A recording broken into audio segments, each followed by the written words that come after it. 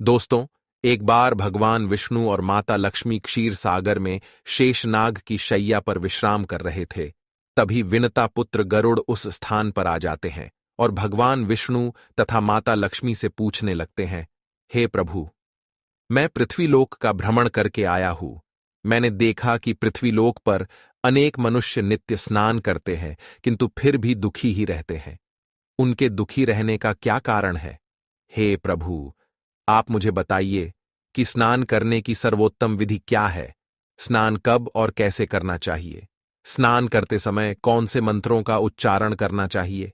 मेरे मन में इन सभी प्रश्नों को जानने की इच्छा निर्माण हो रही है। गरुड़ जी मां लक्ष्मी से भी पूछते हैं, हे माता, मैंने यह भी देखा है कि अनेक महिलाएं नित्य स्नान करके आपकी पूजा आराधना करती है, किंतु फिर भी उनके घर में आपका वास नहीं होता है। इसका क्या कारण है? गरुड़ जी द्वारा इस प्रकार से प्रश्न पूछने पर भगवान विष्णु कहते हैं, हे पक्षीराज, तुमने उचित ही प्रश्न किया है। स्नान करना अत्यंत आवश्यक होता है। स्नान से ही शरीर शुद्ध होता है। स्नान करने से ही शरीर पवित्र होता है और मनुष्य पूजा पाठ आदि कर्म करने के पात्र बनता है। इसीलिए मनुष्य को नित्य स्नान करना चाहिए। तुम्हारे सभी प्रश्नों के उत्तर देने से पूर्व मैं तुम्हें एक अत्यंत पवित्र कथा सुनाता हूं। उसे तुम ध्यान से सुनो। इस कथा में तुम्हें तुम्हारे सभी प्रश्नों के उत्तर प्राप्त हो जाएंगे। इतना कहकर भगवान विष्णु ने गरुड़ जी को स्नान का महत्व बताते हुए एक कथा सुनाई है, जिसे सभी मनुष्यों को ध्यान से सुनना चाहिए। इस कथा का श्रवण करने मात्र से ही सैकड़ों तीर्थों में स्नान करने का पुण्य मनुष्य को प्राप्त होता है। इसीलिए आप सभी इस कथा को पूरा जरूर सुने। आधा अधूरा ज्ञान अनर्थ का कारण होता है। तो चलिए शुरू करते हैं। भगवान विष्णु कहते हैं, हे पक्षीराज, प्राचीन काल की बात है। मध्य देश में एक अत्यंत सुंदर नगर था, जहां पर एक धनवान सेठ रहता था, जिसकी 3 पुत्रियां थीं। सेठ ने अपनी पुत्रियों को कभी किसी चीज की कमी होने नहीं दी। उसने उन्हें बड़े लाड़ प्यार से पाला था। उसकी पुत्रियां बहुत ही सुंदर और चंचल स्वभाव की थी। एक पिता का जो जो कर्तव्य होता है, वह सभी उस सेठ ने पूर्ण किया। अपनी पुत्रियों को उसने सब कुछ दिया, लेकिन उसने केवल एक गलती की। उसने अपनी पुत्रियों को शास्त्र ज्ञान नहीं दिया। जीवन में सब कुछ पाकर भी उसकी पुत्रियों का जीवन अधूरा था। ज्ञान के बिना कोई भी मनुष्य पूर्ण नहीं होता है। पैसा, संपत्ति, सौंदर्य होकर भी उसकी पुत्रियों के पास वो नहीं था जो प्रत्येक स्त्री के पास होना चाहिए। फिर जब उसकी तीनों पुत्रियां जवान हुई, तो उस सेठ ने उसकी तीनों पुत्रियों का विवाह एक अच्छे कुल में कर दिया। तीनों के पति बड़े बड़े व्यापारी थे और सभी राजमहलों में रहने के लिए चली गई। जैसे ही तीनों रहने के लिए अपने घर चली गई, वहां पर उनका भव्य दिव्य स्वागत किया गया। विवाह के बाद की सभी रस्में की गई। उन तीनों के ससुराल वालों ने उन्हें बहुत मान सम्मान दिया और सभी के साथ प्रेम से व्यवहार किया। वे तीनों अपने ससुराल में बड़े ही मौज से रहने लगीं। तीनों सुबह देर से जागती थीं, देर से स्नान करती थीं, बिना स्नान किए ही भोजन किया करती थी और कभी कभी ही पूजा पाठ किया करती थी। उनकी सास ने उन्हें कई बार टोका, लेकिन किसी ने अपनी सास की बात नहीं मानी और अपनी ही मनमानी करने लगी। लेकिन जैसे जैसे समय बीतता गया, उन तीनों पुत्रियों के ससुराल में परेशानियां बढ़ने लगीं। तीनों के पतियों को व्यापार में आर्थिक नुकसान होने लगा और धीरे धीरे उनका सारा व्यापार डूबने लगा। दूसरों से कर्ज लेकर वे अपने व्यापार को चलाने लगे, लेकिन फिर भी उन्हें घाटे का ही सामना करना पड़ा, जिससे घर में क्लेश होने लगा। बार बार लड़ाई झगड़े होने लगे। जब से ये तीनों उन घरों में रहने के लिए चली गई थीं, तभी से उनके घर में संकट आने शुरू हो गए थे। उन तीनों बहनों के ससुराल में पैसे की इतनी तंगी हुई कि उन्हें अपना घरदार सब कुछ बेचना पड़ा और वे सभी झोपड़ी में जाकर रहने लगे। लेकिन वे तीनों बहनें झोपड़ी में रहना पसंद नहीं करती थीं। इसीलिए वे अपने ससुराल को छोड़कर मायके में वापस आ गई और अपने पिता के साथ रहने लगी। अपने घर पर आकर भी उन तीनों की आदत नहीं बदली और घर पर आकर भी वह तीनों बहनें बड़े मौज से रहने लगी। वहां पर भी वे तीनों देर से उठती थीं, देर से स्नान करती थीं, बिना स्नान किए ही भोजन किया करती थीं, जिस कारण से उनके पिता को भी व्यापार में नुकसान होने लगा और उसकी भी आर्थिक स्थिति खराब होने लगी। फिर एक दिन उनके द्वार पर भगवान विष्णु एक साधु का रूप धारण करके आ गए। सेठ ने उस साधु का प्रेम से स्वागत किया और उनके पैर धोकर उन्हें प्रणाम किया। फिर सेठ ने उस महान साधु को अपना दुख बताया और उस पर निवारण करने के लिए उपाय पूछा। सेठ ने अपनी पुत्रियों को भी बुलाया और साधु को उनके बारे में भी सारी हकीकत बता दी। जैसे ही उस साधु ने सेठ की तीनों पुत्रियों की तरफ देखा तो उन्हें सारी हकीकत पता चली। उन तीनों बहनों के चारों ओर नकारात्मक शक्ति का घेरा बना हुआ था जो उनके साथ ही चल रहा था। वे जहां पर भी जाती वह नकारात्मक ऊर्जा उनका पीछा नहीं छोड़ रही थी। उस सिद्ध साधु ने उस सेठ से कहा, तुम्हारी तीनों बेटियों की आदतों के कारण उनके चारों ओर नकारात्मक ऊर्जा का घेरा बना हुआ है। इसी कारण से ये जहां पर भी जा रही है वहां पर केवल दुख और संकट आ रहे हैं। तुम्हारी तीनों पुत्रियां अत्यंत आलसी हैं। ये देर से जागती है, देर से स्नान करती है, बिना स्नान किए ही भोजन करती है और यही वजह है कि उनके जीवन में ये संकट आ रहे हैं। फिर उस साधु ने उस सेठ को और उनकी पुत्रियों को अत्यंत महत्वपूर्ण ज्ञान दिया और उसका नित्य पालन करने के लिए कहा। भगवान विष्णु कहते हैं, हे वत्स, स्नान के 4 प्रकार होते हैं: ब्रह्म स्नान, देव स्नान, आर्षि स्नान, मानव स्नान और दानव स्नान। इन्हें समय के अनुसार वर्गीकृत किया गया है। शास्त्रों में ब्रह्म मुहूर्त में किए जाने वाले स्नान को सर्वश्रेष्ठ माना गया है। ब्रह्म मुहूर्त यानी कि रात्रि का अंतिम प्रहर और सूर्योदय से ठीक 1.5 या 2 घंटे पहले का समय होता है, यानी कि साधारणतः सुबह 4 से 5:30 तक का समय। शास्त्रों में यह समय दिन का सर्वश्रेष्ठ समय माना जाता है क्योंकि इस समय वातावरण में अद्भुत और चमत्कारी ऊर्जा व्याप्त होती है। यह समय देवताओं का समय होता है।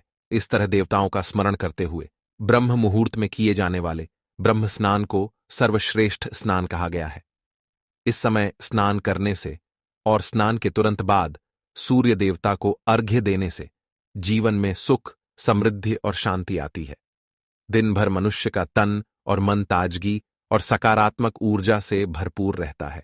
ब्रह्म स्नान करने पर मनुष्य रोग तथा बीमारियों से दूर रहता है। उसका शरीर निरोगी और स्वस्थ रहता है। दूसरा है देव स्नान। सुबह 5 से 6 बजे के बीच किया जाने वाला स्नान देव स्नान कहलाता है। सभी पवित्र नदियों का स्मरण करते हुए किए जाने वाले इस स्नान को भी श्रेष्ठ स्नान माना जाता है। इस समय स्नान करने से मनुष्य के शरीर में सकारात्मक ऊर्जा का संचार होता है और सभी प्रकार की नकारात्मकता और बुराई शरीर से बाहर निकल जाती है। इस तरह देव स्नान के समय स्नान करने से तन के साथ साथ मन भी शुद्ध और पवित्र हो जाता है। इस समय पर स्नान करने से धन संपत्ति में वृद्धि होती है। मनुष्य को सभी भौतिक सुख प्राप्त होते हैं। सुबह सुबह जब आकाश में तारे नजर आते हैं उस समय के गए स्नान को ऋषि स्नान कहते हैं। यह भी श्रेष्ठ स्नान होता है। इस समय स्नान करने से मानसिक शांति मिलती है। तीसरा है मानव स्नान। सुबह 6 से 8 बजे के बीच में किया जाने वाला स्नान मानव स्नान कहा गया है। यह स्नान सूर्योदय के समय या सूर्योदय के ठीक बाद में किया जाता है। इस समय स्नान करना भी अच्छा माना गया है। शरीर में दिन भर ताजगी, स्फूर्ति और सकारात्मक ऊर्जा व्याप्त रहती है जो हमें किसी भी कार्य को करने के लिए उत्साहित करती है। किंतु मनुष्य को कभी सूर्योदय के 2 घंटे बाद स्नान नहीं करना चाहिए, अर्थात सुबह 8 बजे के बाद स्नान करना अनुचित होता है।